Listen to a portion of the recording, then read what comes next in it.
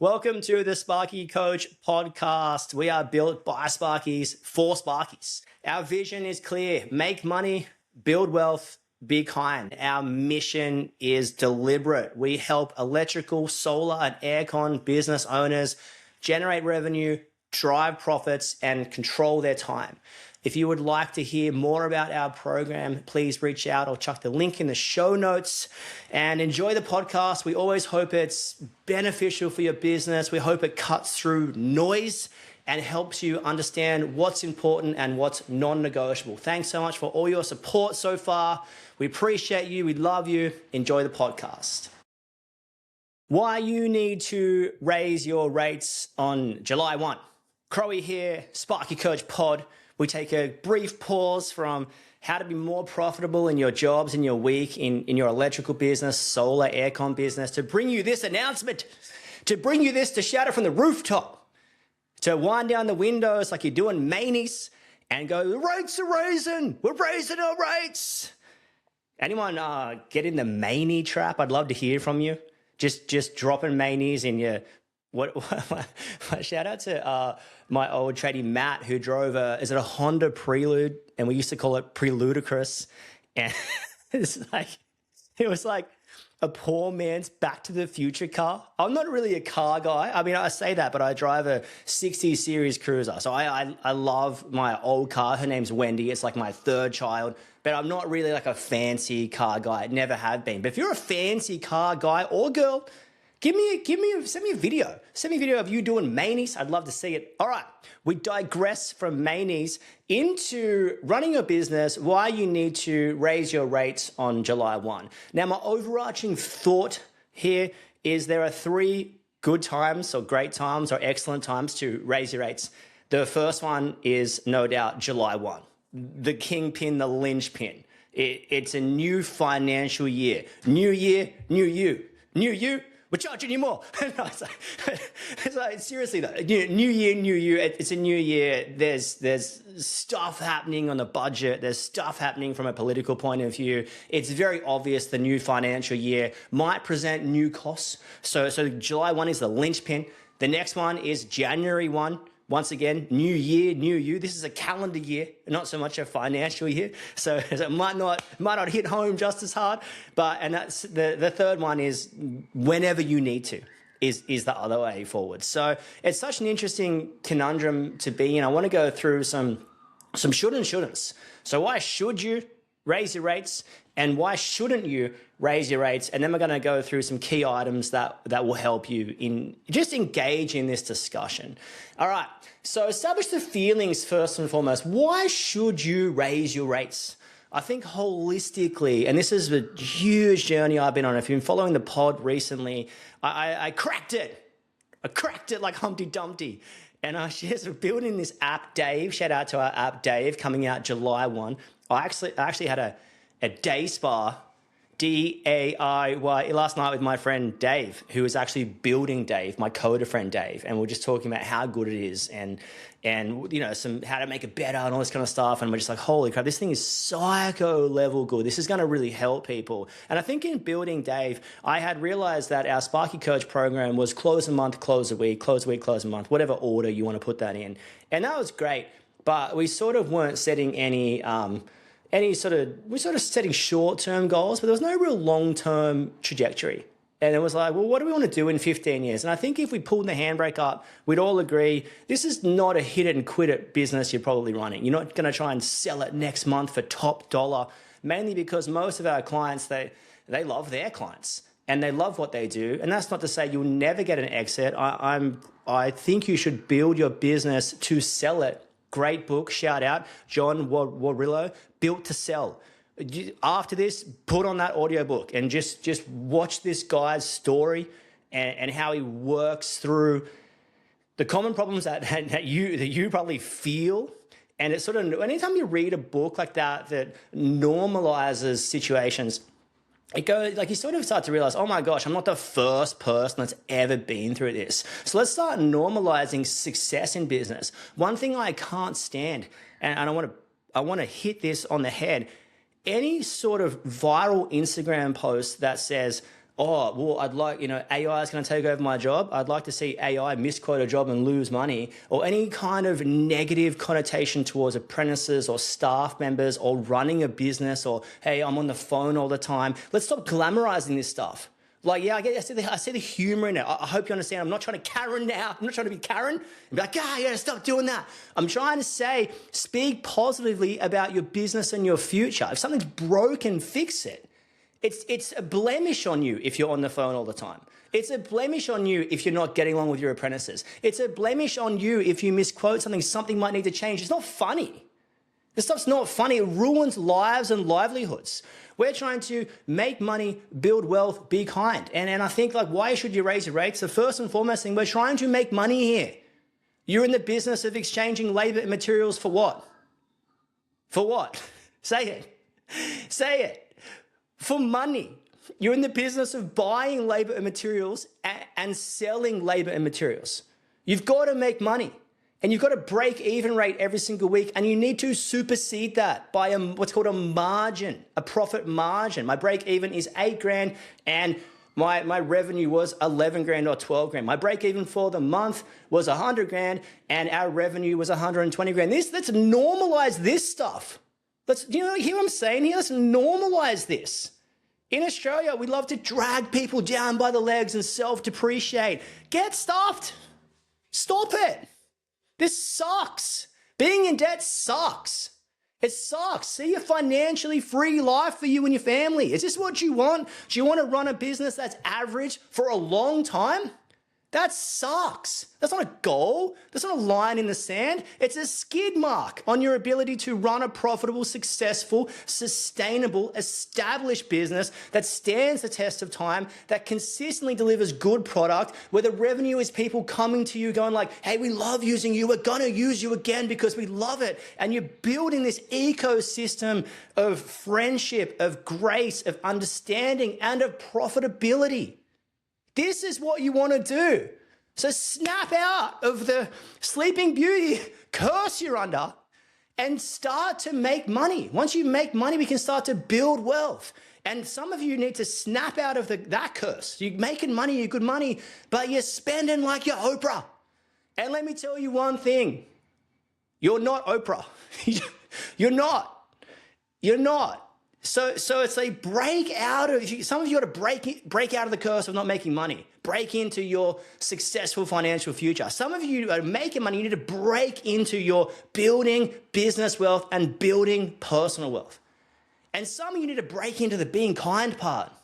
And when I say being kind, I mean, you are a person. You really matter. The better you are, the better your business is. The better you are, more than likely, the better your family is. You need to be excellent, and you need to expect a lot out of yourself because you are awesome. Just stop traffic, pull the handbrake up, doing your manie, and look at yourself in the mirror and say, I'm awesome. You are great. And there's great things ahead for you. But there won't be great things ahead for you if you're stuck in the hamster wheel. This is real. Business is hard. It's no joke, right? It's no joke. This thing can cost you. If you get into too much debt, this can cost you.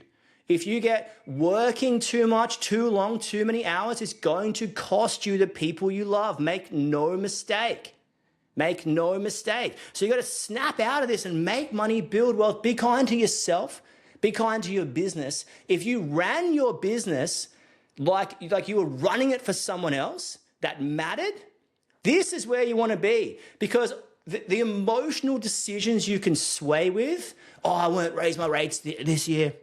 Oh, yeah, no, it's all good. We just did that favor. Oh, it's all good. Yeah. It's okay. We didn't make money. Next month's going to be better. If you were employed, you'd probably sack yourself. If you were employed to do your role, you would probably be sacked. You're sacked. You're out. You're a sack lunch. Bam, like Wedding Crashers when Zach takes him down. The sack man.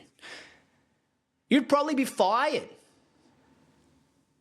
You probably would. I reckon 90% of you would be fired from your own job. And the coolest thing about this is that it's going to be a very simple turnaround. What are your key expectations? If this is what I'm doing with a few members at the moment, what are the the 10 things, 5 to 10, 3 to 5, 5 to 10, whatever. What are the 5 to 10 things you need to dominate your role? To dominate your role. So first and foremost, you've got to define your role so you know how to dominate it. Next, you might be like, oh, if I want to send my invoices out on time, if I want to front cost and back cost properly, if I want to be building some stuff, I probably need 4 to 6 hours a week. Cool. Now we can put it in schedule and work around the block. What else do you need to dominate your job? Oh, I'm just on the phone. I'm just on the phone so much. Like phone rings and I answer. Oh yeah, cool. Maybe someone else can answer the phone. Maybe someone else can do it. Maybe the mundane stuff you're doing behind the scenes that doesn't really propel the business forward, maybe someone else can do it. And if you're consistently in a mode where you hand things over, so this was my role, this used to be my role, I'm stepping into a new business season, now I've got to take that job, script it, and get someone else to do it. Oh, but there's no one like me. You don't understand. No one can fit a PowerPoint off like me. You got to use the Marvel pliers, not the orange ones. Can you hear yourself? It's crazy. It's crazy. No one can pick a hammer up like me. No one can quote like me. They can probably do it heaps better. Heaps better. If you can train someone to be better than you, that makes you the sensei. You're like Mr. Miyagi up in here, training Daniel-san. Who's your Daniel-san? Crazy. Why should you raise your rates? Making money is very, very, very, very important. You deserve a market wage plus super plus a business net profit of 20 to 35%. That's what I want for you. And that's what you should want for yourself. Anything else is not good enough. What defines a market wage? Anyone that's listening to this podcast, I say this every week, like every week. What defines a market wage? Go with me. You say it out loud. What you could walk 3 doors down and get somewhere else, plus super, plus a car, right? So if you were to work for someone else, you get paid a wage. Maybe it's 100 grand, maybe 120, maybe 150, plus super, plus your dual cab, plus your sports car. Nah. Anyway, so like, what could you walk down? And then we want a business net profit of 20 to 35%. 35% being stop traffic. Everyone's looking at you in the manies, driving your high ace with 30-inch rims on it. And 20% being awesome. I say this a lot. 20% of a higher number is a higher number. 20% of 5 million is a lot more than 20% of 1 million. So some of you got to snap out of, 20% is freaking legendary. It's legendary. If your revenue is up. Revenue up, profits up. That's the rule. All right, here we go. This is huge. Why you should raise your rates. I need you to hear this. Most of you, not all, most of you are on costing volunteer administration work. If you're opening the computer at nighttime, if you're opening the computer on the weekends, if you're opening the computer at 4 a.m., at 6 p.m., guess what? You are actively doing someone else's role. Now, what does that mean for your overheads? If you looked at what your overheads, what they are, it's basically how to work out your overhead per hour. You get your non-billable administration expenses or any non-billable expense, plus your operating expenses, right? So any people non-billable and anything non-billable, put it in a pool, throw it all in the pool, and then divide it by how many hours go through your company. So if in your pool of non-billable humans is not your full-time admin wage that you are volunteering to the company, then you're going to get a misread on your number, on your final break-even number. And you're going to be on costing a rate that's a lie. And when you grow your business, you're going to be like, Fat Tony, where's the money? When am I going to get the money? My wife, she's asking, where's the money? And you're going to be like, what the hell? And it's because you were volunteering 2 full-time jobs for a long time, on costing a wrong amount. You were tired, you were frustrated, you were quoting things incorrectly, you didn't have anything set up properly, so you were sort of pissing in the wind. And now there's we on me. Ah! And you always got to get we on me because you did it to yourself. This is crazy. All right. If you paid someone to do all your roles, you're probably losing money. So you got to get to know your real break-even rate. If you don't raise your prices, every hour is costing you more and more money. So what I'm trying to say is if you don't raise your rates July 1, every hour will be costing you more money. So it's like the price of everything's gone up. Subscriptions, petrol, staff, super, last year. Interest, a lot of ATO interest no longer tax deductible. The ATO is coming for you payday super. Make no mistake, they're coming for you payday PAYG soon. You got to turn this damn bus around ASAP. And if they don't come for you payday super, payday PAYG, act like it. Act like it. You're going to owe it anyway. You might as well act like it. Also, staff going up, right? A $45 to $50 wage increase for your staff. Those gentle amounts when you're having a coffee with your staff member and you're like, oh, yeah, I'll just go from 45 to 50, from 50 to 55. That's costing you $10,000 a year. Bam! You get $10,000. Bam! You get $10,000. Oh, I only went up $2.50. Bam! $5,000. So 3 pay rises can cost you $25,000 to $30,000. Off where? Off where? Where's that coming from? Is a unicorn flying past? It's coming from your bottom line. Your profit is now less. Your cost of goods sold, your billable labor and non-billable labor is costing you more. Your cogs and coup, as we say here, cost of goods sold, billable labor, materials, and coup, cost of operations, your non-billable labor and your operating expenses. It's all costing you more. So everything you do, if you don't raise your rates, is for less. Everything you do is for less. So that's why you should. You should raise your rates. I'm sure there's multiple other reasons, but that's why you should raise your rates. You should raise your rates. It's important your business is profitable. It's very, very important. All right, why shouldn't you raise your rates? Here's a couple of things. Some are positive, some are negative. You feel dirty like you're ripping someone off. Have you ever felt like that? It's like, oh, I can't do that. And I think it's really interesting because while we don't, at Sparky Coach, sit on a super salesy real estate agent from The Simpsons mode, you've still got to slip into some form of sales role. Like you're still buying labor and materials and what at a profit and selling. So as much as you might detest the classic stereotypical real estate agent with slick hair coming for you in a nice suit in the car that's leased, it's like as much as you might detest that slimy scumbag, you do still have to move product, and you can do that very ethically. You can do that very responsibly, and you can do that very sustainably, and you can do that very effectively, and you can do that very profitably. You can sell well and be comfortable with it. So if you're uncomfortable in sales, it's probably your issue.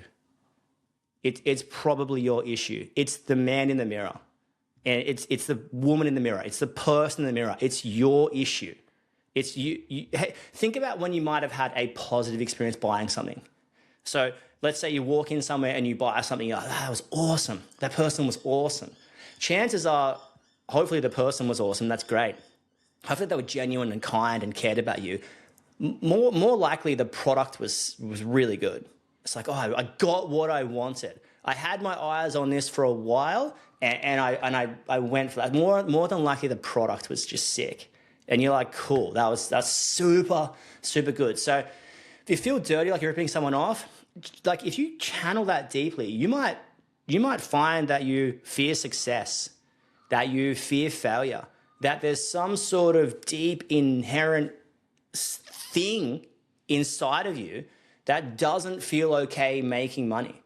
And you would channel it back to some sort of, I'm hesitant to say childhood trauma, but you guys know, you channel it back to some sort of way of thinking that is incorrect, or some sort of self-depreciation, or some sort of fear.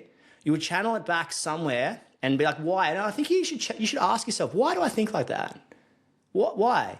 Why do I feel uncomfortable having these hard conversations when I know it's actually a lot harder leaving it? Why do I feel uncomfortable making money? Why do I feel like I'm an imposter? Why do I feel fear of success? Why do I feel fear of failure? Why am I self-sabotaging? You've got to ask yourself these questions. Business is a fantastic self-development tool, but not if you bury your head in the sand. It's a fantastic self-development tool, but not if your head is directly buried in the sand. So if you're uncomfortable having hard conversations, if you fear the unknown, what's going to happen if someone pushes back? What's going to happen with the clients? Is it worth it? I will say, if you've been pretty disciplined and diligent with raising them consistently, whenever there's something costs you more money, like petrol, and you've been on costing that throughout, whenever that's consistent, like maybe it will rock the boat. So there's a chance if you're making millions of dollars a year and you think that as a gentle price rise will rock the boat too much, that's something you should actively consider. So why shouldn't you raise your rates? You may rock too many boats. Now, that's a positive. There's positive things to be taken out of that and negative things. Why shouldn't you raise your rates? Because it's going to rock too many boats, it's going to jeopardize my income stream and revenue stream, and it's not worth it. Sweet. If you have actively thought about that and you're making really good money and you've checked this with 3 to 5 wise people around you, wisdom is found in a multitude of counselors, then maybe it's play on for you. But chances are you need to raise your rates and you need to just take the punt and you need to push it up. All right, why shouldn't you raise your rates? Your overheads are too high. It's messing with your break-evens. This is absolutely huge. If your overheads are too high, so you got to understand your break-even rate is in a consistent state of flux. Every month, it's going to slightly change. Every week it's going to change. Every job it's going to change a little bit. The goal is to stabilize it within a 5 to 10% range. This is like a science. You need a PhD in break-evens. There's no point doing your operating expenses, chucking in your billable and non-billable staff members, and then landing somewhere. It doesn't work like that. It's in a consistent state of flux. It'd be like landing on a boat out to sea with no anchor that's drifting. So this is where I am now. But the southerly's coming, the tide's coming in, you're going to what? Drift. You're going to move. That's like your break-even rate. It's like you can't just pin it. It's not a latitude, longitude decision. It's a decision where it's like, you throw the anchor down, how close can I stay to that anchor? Is that anchor in the right spot?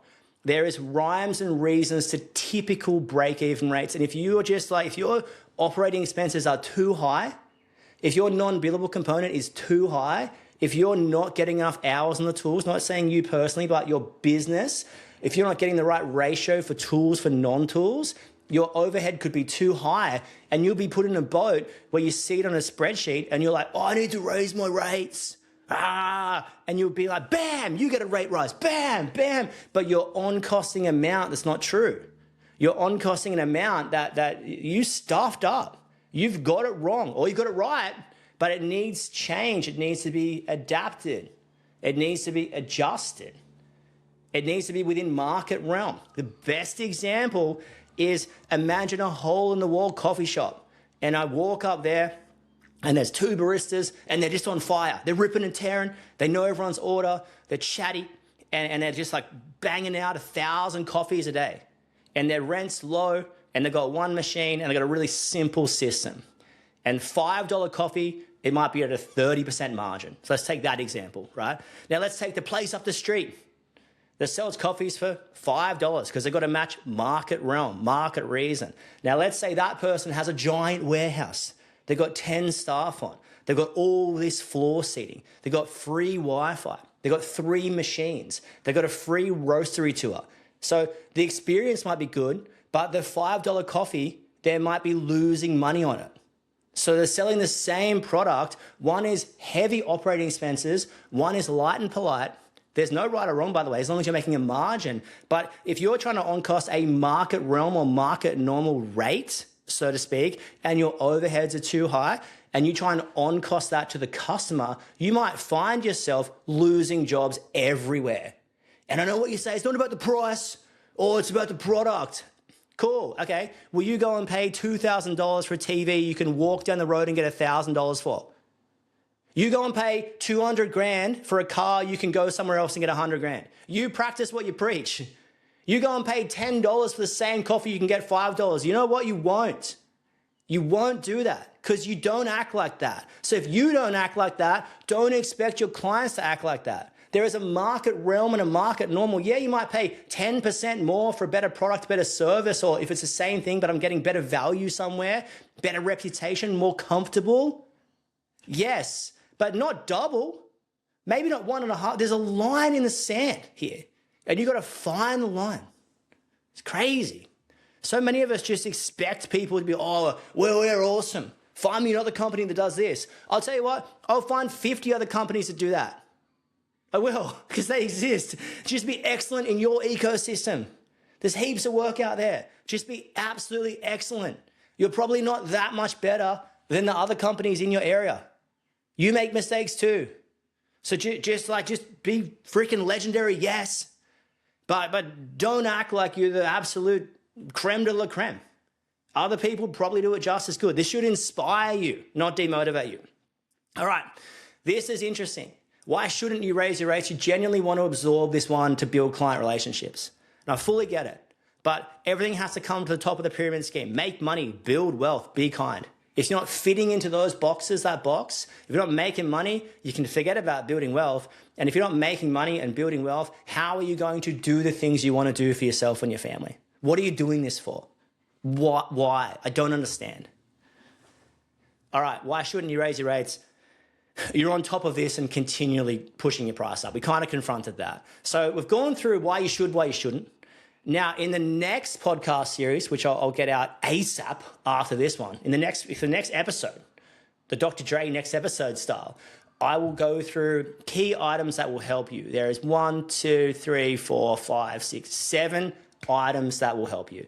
So July 1, fantastic place to raise your rates. Make absolutely no mistake. You need to know your numbers. You need to know what you're comfortable with. You need to know your client base. You need to know all this stuff. You need to know how much you're volunteering. You need to know how to adapt and adjust and chop and change your break-even rates. You need to know this. This is your responsibility, or otherwise pay someone that needs to do it.